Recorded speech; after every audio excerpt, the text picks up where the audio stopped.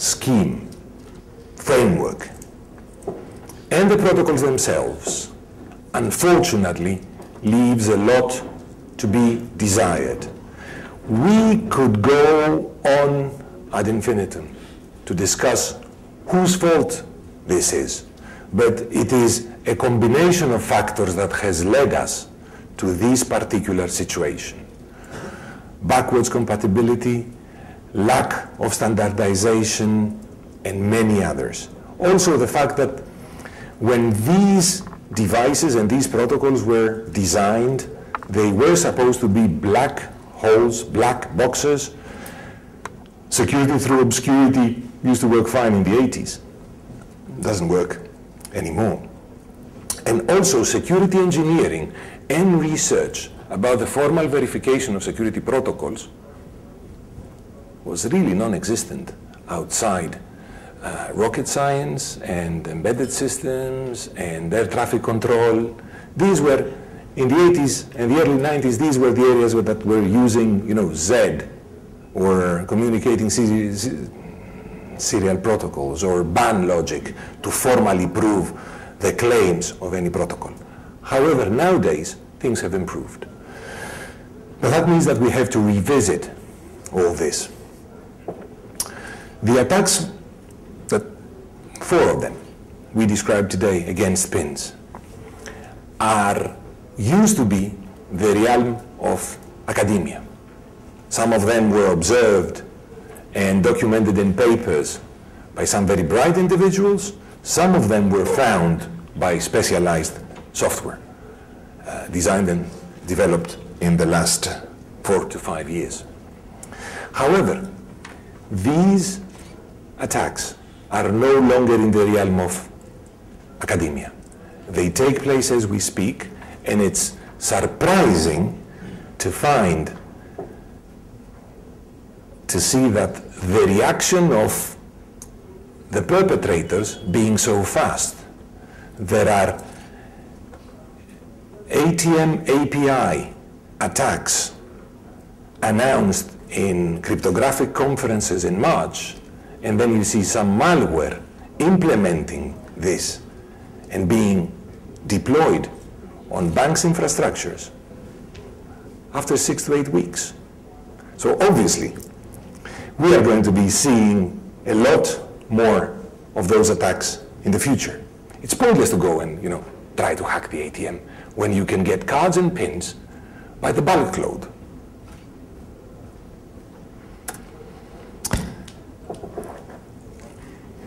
A word of thought, just the final one. When you talk to a bank, they're right. They are going to say, we use industry best practices. We're a secure shop. We design, we develop, we employ, we enforce strong physical security policies and procedures. So we're safe. That's true. But why would I try to attack the safe bank? Why wouldn't I try to attack a bank that does not employ all these security procedures and all this strong physical security? After all, the secure banks' card numbers and pins travel through insecure bank networks of other banks. I travel abroad. Regardless of how much I trust my bank and do secure transactions in my country of residence, the moment I go to a different bank, I'm at their mercy. Is it safe to assume that all the banks in all the world will implement a high watermark security? No, not really. So attackers are bound to attack the weakest link. Also, why would the banks invest in purchasing extremely expensive, tamper-resistant security modules when the first line of defense is physical security?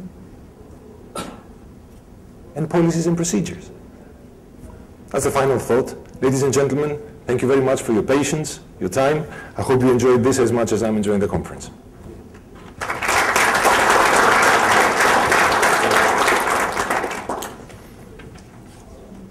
Do you have any questions? Please. Normally, the ATM and the bank network, actually they are separated, right? Normally. Okay, this is the first question. And then the second question is, because your offset normally stored in mainframe database, mainframe, and then the application side actually has some other mitigation step, like you have try 3 times, then you block your account. So how do you do that attack if they have such mitigations in place? Okay. First question is, how segregated is the network, sorry, the ATM network from the internal banking network? In a secure bank, a lot. In an insecure bank, at all. I was doing an on-site assessment on a very large bank, and it was the country's, that particular country's, largest card issuer. They had an impending audit by one of the payment card brands, so they needed to make sure that the security was up to scratch. So we went to the card processing center, extremely strong physical security, biometrics, the lot. In order to go and check the HSMs, you had to go through hell. The only thing they didn't ask was DNA samples. I took a look at everything, and it was really watertight. Then we went back to headquarters in a different city, and I said, I forgot to ask you to show me how you do this.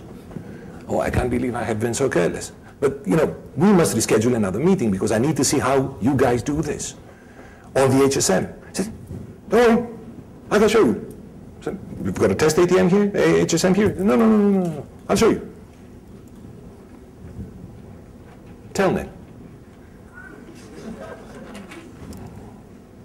So, how segregated is an ATM network from the core IT network?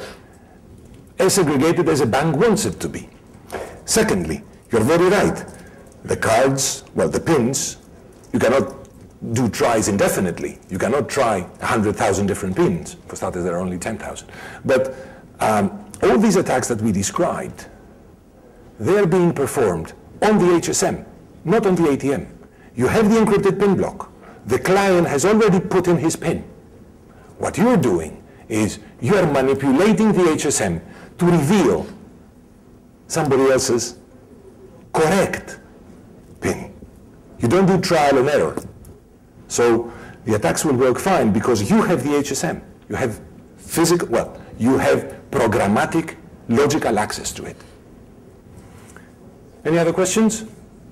Please. I want to ask about the HSM and the main OS. Is it HSM sort of module, like PCI module in the PC of ATM machine? Okay.